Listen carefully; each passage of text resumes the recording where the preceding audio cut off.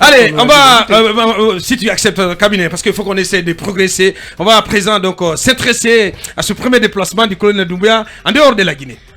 Oui, il a pris l'avion hier. Absolument, le colonel est allé hier. L'avion malien.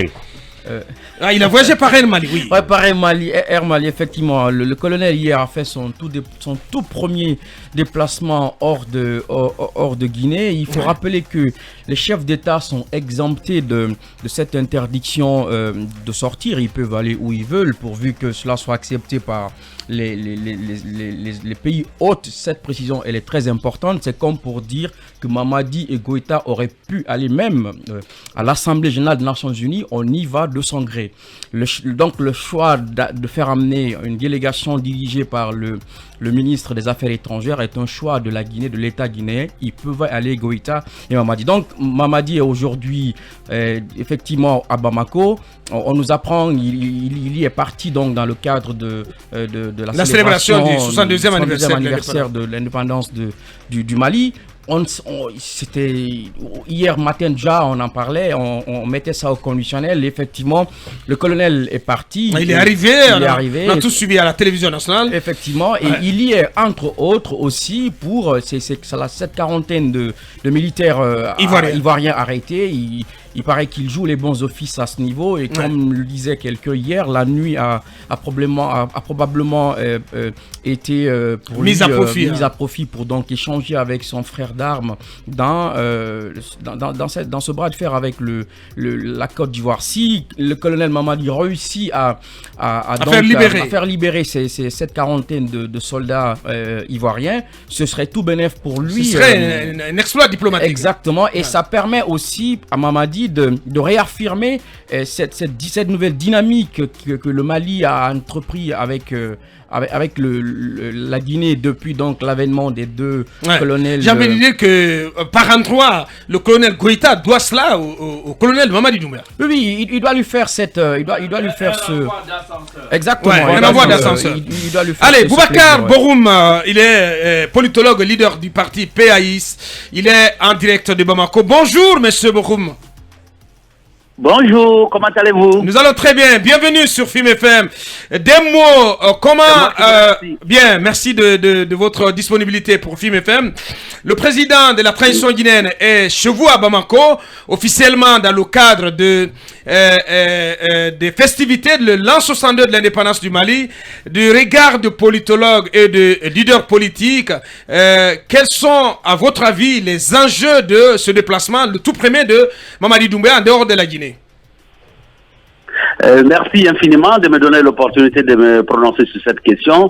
Dès lors que nous savons les liens séculaires et historiques qui unissent nos deux pays, il n'est pas surprenant aujourd'hui que les liens panafricanistes qui a été lancé au Mali soient récupérés par un pays frère comme la Guinée. Aujourd'hui, il est important de comprendre que l'arrivée de M. Doumbouya fait frémir, fait trembler l'Occident parce que simplement l'unité africaine est en marche. Il ne s'agit pas de l'organisation de l'unité africaine à travers ce mécanisme truffé par l'Occident. Il s'agit aujourd'hui d'acter les fondamentaux d'une véritable unité africaine. Et je pense qu'aujourd'hui, le Mali et la Guinée montrent l'exemple aux autres pays du continent pour dire que, enfin unis, nous pouvons vaincre l'impérialisme et le néocolonialisme. Est-ce que c'est en cela, parce que si on vous suit très bien, vous parlez d'unité africaine, de l'exemple qui serait en train d'être montré par le Mali et la Guinée, est-ce que c'est en cela qu'il faut accorder, il faut donner sens au projet de fédéralisme ou d'État fédéré des deux pays, cher à certains leaders d'opinion comme Salif Keïta et comme des jeunes marcheurs qui ont fait le trajet Bamako-Conakry récemment. Quel sens vous donnez, quel lien faites-vous entre ce déplacement de Mamadi Doumbouya à Bamako et ce projet de fédéralisme? Écoutez, nous sommes fédérés dans l'âme, dans notre histoire. En réalité, c'est le néocolonialisme et le système impérialiste qui nous a divisés en mettant des frontières artificielles.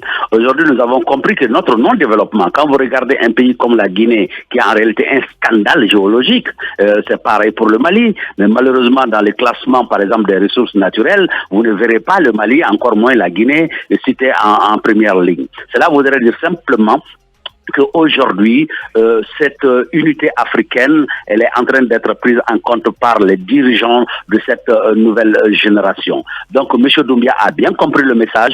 Je pense que M. Assimi Goïta aussi en a bien compris toute la portée et toute la dimension. Donc, vous comprendrez aisément que le symbole de la visite du chef de l'État de la Guinée à la veille de l'indépendance de la République du Mali est un symbole très fort et fêté avec les Maliens aujourd'hui le 22 septembre pour avoir déjà accepté de recevoir des membres du gouvernement de la République du Mali au sein d'un conseil de ministres guinéens. Et ce sont des symboles très forts qui montrent aujourd'hui que l'Afrique a bel et bien compris la leçon. Est-ce pour autant il faut faire le pas vers ce projet d'État fédéré?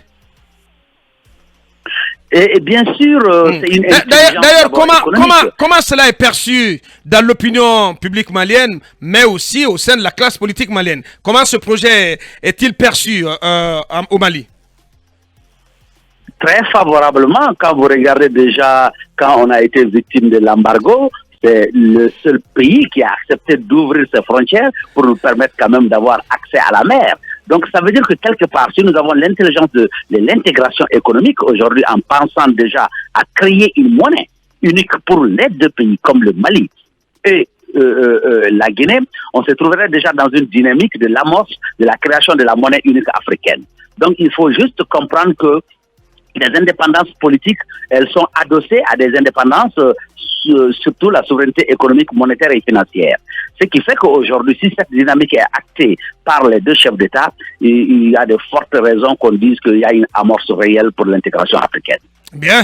Monsieur Boubacar Bokoum, il est leader politique, président, il faut le rappeler, du PAIS, Parti africain pour l'intégration et la souveraineté, politologue par ailleurs.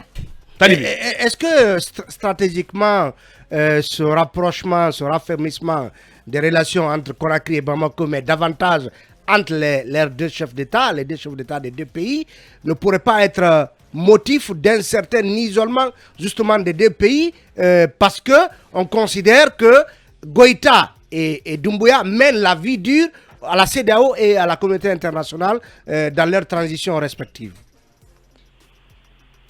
Vous savez, d'abord, quand on pose des actes, on les assume. On ne peut pas poser des actes aujourd'hui dans la guerre économique mondiale, affronter des grandes puissances et penser que cela ne va pas être sans conséquence. On mesure toute la portée. Mais aujourd'hui, c'est qu'il faut comprendre qu'on n'est pas du tout isolé. Isolé par rapport à qui? Quand vous regardez nos économies, c'est des économies très fragiles qui sont même inexistantes parce que nous sommes dans une économie artificielle maintenue par le FMI et la Banque mondiale. Nous ne sommes pas dans l'économie réelle. Si nous sommes dans l'économie réelle, ça veut dire que c'est nous qui sommes les plus riches. Mais malheureusement, nous sommes dans une économie artificielle maintenue par un système de prédation. Donc, ce qui fait qu'aujourd'hui, vouloir quitter cette emprise, effectivement, va nécessiter une riposte de ces néocolonialistes et de ce phénomène du cartel bancaire financier mondial. Mais il faut comprendre juste qu'on ne sera pas isolé pour la simple raison que notre économie réelle, en réalité, fonctionne avec d'autres pays, pas avec la France. Qu'est-ce que nous importons de la France en réalité? La dynamique économique entre dans l'espace CEDEAO ne dépasse pas les 6 ou 7%. Le mécanisme de l'UMOA ne dépasse pas 6 ou 8% en plus. Et la monnaie que nous utilisons pour faire cette transaction avec la France et la sous-région est une monnaie de singe qui n'a aucune garantie et qui n'est convertible nulle part à travers le monde. Et nous sommes obligés de racheter cette même monnaie au niveau de la France encore. Donc, une perte énorme. Donc, cela voudrait dire simplement qu'aujourd'hui, nous, en tant que Mali, nous importons plus de la Chine que de la France.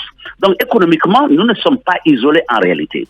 Bien. Quand vous voyez aussi les tant que vous avez le soutien de Conakry, on peut le dire. Eh bien sûr, c'est très important de vous le rappeler. Bien. Allez, dernière question à vous, M. Bokoum. On est pris par le temps. Une question sur les soldats ivoiriens. Voilà, on apprend que justement Goïta et Doumbouya devraient en tout cas parler du cas des soldats ivoiriens détenus au Mali. Est-ce que vous avez des informations sur cette dynamique? Est-ce que, comme certains le disent, Doumbouya pourrait quitter Bamako avec à bord de son avion les soldats ivoiriens en question? Ce n'est pas exclu. Nous avons de très bons rapports avec la Guinée et remettre aujourd'hui les 46 soldats à M. Doumbia ne poserait pas de problème si M. Doumbia lui-même le souhaite réellement. Parce qu'en réalité, il n'a aucune raison de le souhaiter fortement parce que la Côte d'Ivoire n'est pas coopérative avec la Guinée, encore moins avec le Mali. Aujourd'hui, nous sommes sur les bancs des accusés, notamment la Guinée et le Mali. La CEDEAO qui malheureusement va se faire héberger aux Nations Unies pour parler de l'Afrique, ce qui est encore un phénomène très très déplorable et indigne de nos chefs d'État, qui fait qu'aujourd'hui, nous ne sommes pas dans la posture de celui qui doit aider. Aider à faire quoi? La tension entre le Mali et la Côte d'Ivoire, elle n'existe pas, elle n'est que artificielle. Ouais, alors que des soldats ivoiriens, c'est pas ce message qui filtre de vos propos, monsieur Bokoum. Si vous dites que vous n'êtes pas, il n'y a pas de crise, non. Quand vous dites que il n'y a pas de crise, il n'y a pas de tension entre le Mali et la Côte d'Ivoire, et au même moment vous dites vous n'avez pas, on n'a pas besoin de remettre les soldats ivoiriens à Mamadi, qui n'en feraient pas la demande. J'ai du mal à vous comprendre, à vous lire. Oui, justement, ça veut dire que vous interprétez mal mes propos. Quand je parle de la Côte d'Ivoire, vous avez des Côtes d'Ivoire. Vous avez l'institutionnel et la vraie Côte d'Ivoire. C'est de ça qu'il s'agit. Sur la crise institutionnelle, il n'y a pas de doute que les deux chefs d'État ne se comprennent pas sur quelle démarche adopter. Mais je vais au-delà des chefs d'État. Je dis qu'il n'y a pas de problème particulier entre la Côte d'Ivoire et le Mali. Et je pense que cela est très clair. Maintenant, qui est la Côte d'Ivoire des peuples et le Mali des peuples. Justement. Voilà, justement. Et bien. Ça veut dire que qu'est-ce que vous avez comme information? Est-ce que ça va se matérialiser? Beaucoup de médias rapportent que Mamadi Doumbia pourrait justement mettre son séjour à Bamako à profit pour obtenir la libération de ces soldats ivoiriens. Est-ce que vous avez des tuyaux? Bon, vous savez, à ce niveau, c'est très sensible, rien ne filtre réellement. Mais je suis certain d'une chose, les bonnes relations que nous avons avec la Guinée aujourd'hui, je vous dis très sincèrement, si M. Doumbia le demande avec insistance, il l'obtiendra. Ça ne posera aucun problème. Maintenant, ce que je me dis, je me pose la question, moi, en tant qu'analyste, est-ce que M. Doumbia, quand bien même aurait été sollicité par certains chefs d'État africains pour faire cette démarche à M. Assimi, est-ce que les deux seront enclins à accepter cette démarche? Parce que vous avez le côté diplomatie, vous avez le côté réel politique. Est-ce qu'aujourd'hui, M. Doumbia serait prêt réellement à aider la Côte d'Ivoire sur ce chantier? Pour quelle raison, à quelle fin? Pour obtenir quel résultat de la Côte d'Ivoire? La reconnaissance de la Côte d'Ivoire? Accepter qu'on lève les sanctions et qu'on ne sanctionne pas la Guinée comme le Mali? Je ne pense pas que soit dans cette dynamique. Ça veut dire que Mamadi ne le ferait pas gratos. Il demanderait une contrepartie à Ouattara et compagnie. Mais justement, c'est là où on accuse le Mali de faire du chantage. Est-ce qu'on ne va pas dire aussi que la Guinée est en train de faire du chantage? Et que vous êtes aussi dans une posture de prise d'otage? Voilà, dernière question. Ça serait plutôt une récompense, une reconnaissance. Mais bien sûr, la diplomatie, c'est ça le cadre d'échange. Mais quand l'autre est de mauvaise foi, l'interprétation donne toute autre chose. Parce que quand on dit qu'il ne faut pas aller sur le tribunal, qu'il faut aller sur une forme de négociation, donc la négociation suppose que je cède quelque chose en contrepartie de quelque chose. C'est de ça qu'il s'agit. Mais si Ouattara prétend que parce que le Mali a demandé l'extradition de certains de ses leaders politiques et que cela relève de prise d'otage par le Mali, bon, vous savez quelque part que le message il passe mal. Voilà, on est obligé malheureusement de marquer la pause à Kumbala pour 30 secondes. Monsieur Bokoum, quand vous vous étonnez que la CEDEAO tienne sa session à l'enceinte des Nations Unies, je me permets de remettre en cause votre qualité de politiste, mais ma question est de savoir, entre la Guinée et le Sénégal, lequel des pays accueille plus les revenus sur les transactions commerciales du Mali?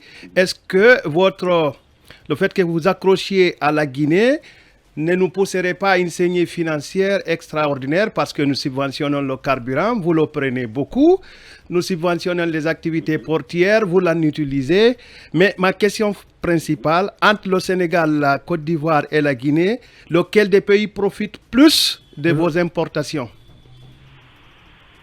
Mais c'est clair que c'est la Côte d'Ivoire qui profitait de plus des importations du Mali. Et ensuite le Sénégal, Voilà, la Guinée en queue de peloton. Oui, Bien, on va rester là-dessus. Merci, Oui, monsieur bien sûr. Bokoum. Merci d'avoir vous en prie. répondu à nos questions. On est pris par le temps. La radio, c'est aussi nos obligations commerciales.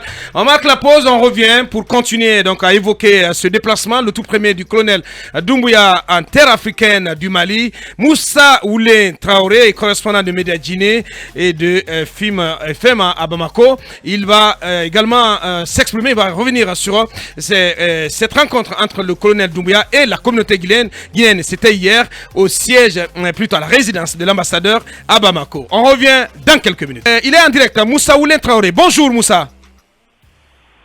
Bonjour avocat. Bienvenue sur FIM FM et d'Amiral Talibé Bari. Oui, vous étiez là hier quand le colonel a rendu visite à la communauté guinéenne à Bamako, à la résidence de l'ambassadeur de Guinée à Bamako. On a plutôt écouté Mamadi Doumbouya au discours très tranchant, notamment contre la gestion antérieure en Guinée. Oui, effectivement, le soleil brille sur Bamako actuellement, comme le dit Mamadouri.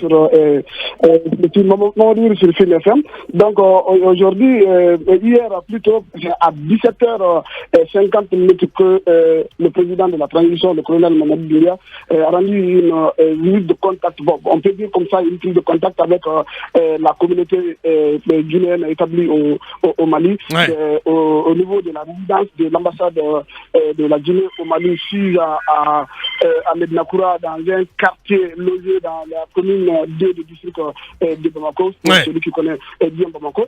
Donc le soleil est venu à Bamako rendre visite à cette communauté. Dans son discours, c'est un président qui Offensif, un président offensif. Hein. C'est un président qui se veut rassembler parce que c'est un président qui a parlé de rassemblement dans son discours, dans son allocution. Il ne cesse de conscientiser la jeunesse guinéenne, surtout la population de la Guinée, parce que si vous regardez son discours, il a plutôt martelé sur d'abord l'extradition de nos minéraux, de nos ressources minéralières ou minières. Dans les grandes puissances. Donc, dans les grandes puissances. Et il dit, dans son discours, si vous l'avez souligné, il dit que les minéraux, pendant que nous sommes en train d'être distraits par la politique politicienne. Donc aujourd'hui, les minéraux sont en train de partir devant nous et que nous ne pouvons rien, nous ne faisons que la politique. Et puisque nous sommes divisés, et ceux qui nous divisent maintenant ont leur intérêt dans cette division. Ouais. Donc le colonel Mamadi Doumbouya a appelé les Guinéens donc, à l'unité parce que selon lui, ce qui nous est venu aujourd'hui, c'est le drapeau rouge, jaune, vert, c'est la Guinée. Donc lui, il n'est le président d'aucune région en Guinée. Il n'a pas de région. Il est le président de la République de Guinée. Ouais. Et il travaille pour la Guinée. Et depuis le 5 septembre, il a mis dans sa tête leur combat. C'est le combat de défendre les intérêts de la Guinée et non les intérêts de quelques personnes. Donc c'est un président maintenant qui était à l'aise, mais qui a quand même fustigé d'abord la gestion chaotique De ses prédécesseurs, des dirigeants antérieurs. Ouais. Des cadres guinéens, très malheureusement, qui ont pillé ce pays parce que il a d'abord dit ceci, que pendant que ces cadres-là géraient le pays, donc ils pillaient nos ressources, pendant qu'ils nous amènent vers le champ de bataille, donc ils sont en train de piller le pays, mais il dit quand même avec insistance que chacun répondra à ses actes. Ce qu'il a mangé, il va... Moussa, peut-être pour être plus précis, hein, parce que nous avons sous les yeux votre article qui a été mis en ligne par Média Guinée, dont vous êtes le correspondant à Bamako. Le colonel a dit, je vous remercie du fond du cœur pour l'accueil et surtout l'hospitalité. Je ne peux pas venir au Mali sans venir saluer la communauté guinéenne. Vous savez, nous avons un pays riche, mais pour la faute de ses dirigeants, nous sommes à la queue alors qu'on devrait être devant beaucoup de pays. C'est pourquoi notre combat, nous avons dit depuis le 5 septembre, c'est de révolutionner la Guinée, de défendre les intérêts du pays. Et ça, nous le ferons. On est prêts. Et c'est là-dessus que voilà, le ton est martial. Et ça, nous le ferons. On est prêt à affronter qui que ce soit. Le combat, c'est de défendre les intérêts de la Guinée. Il poursuit. Nous avons trouvé des cadres qui avaient des intérêts de nous diviser pour nous distraire. Et pendant ce temps, ils pillaient. Ils vont tous s'expliquer sur ce qu'ils ont fait du denier public. Pendant qu'on est distrait à faire la politique politicienne, nos minéraux sont en train de partir devant nous. Là-dessus, on interrogera Kumba. On passe notre temps à des futilités, alors que l'essentiel est devant nous. Voilà. Et je ne sais pas si le son est prêt. Un extrait de... voilà, c'est pas encore prêt. Alors, Moussa, pour aller très vite, quelle est la suite du programme du colonel? Oui, la suite du programme du colonel, d'abord hier, c'était le banquet au palais Koulouba, au palais présidentiel du Mali. Il faut d'abord le noter. Il faut noter aussi que le président de la République, le président Mamadi Doumbouya, a passé la nuit pas dans un hôtel, mais plutôt au palais Koulouba avec son homologue malien Assimi Goïta. Donc ça, ce sont des événements d'abord à souligner. Mais la suite du programme aujourd'hui, parce que on n'a pas fait la communication officielle pour ce programme d'aujourd'hui, puisqu'il y a l'ambiguïté partout et on dit que d'abord chaque camp militaire fêtera la fête de l'indépendance du Mali. Ce n'est pas, ça ne sera pas un mouvement d'ensemble. Il n'y aura pas de défilé, il n'y aura pas de défilé militaire. Pour autant, selon nos informations, une cérémonie est bel et bien prévue place de l'indépendance de Bamako. Est-ce que vous confirmez? Le défilé militaire est prévu maintenant à la place de l'indépendance de Bamako. Bien entendu. Dans la commune 4 du district de Bamako, à Bamako. Donc le défilé militaire est prévu là-bas. Ouais, en présence des deux présidents de transition, oui. Oui, on n'a pas le programme du président. Je parle du programme du président de la transition parce qu'il doit se rendre avec le président Assimi Goïta au lieu de la fête de l'indépendance à Bamako, au monument de l'indépendance. Donc, et après cela, on n'a rien. Ouais. Après ça, il retournera en Guinée parce qu'un communiqué du protocole d'État est passé hier. Le colonel Mamadi Doumbouya a attendu sous les coups de 15 heures à l'aéroport de Conakry. Grand merci à vous, à toi, Moussa. Merci d'avoir participé à cette émission et bonne continuation sur place. Mirador continue.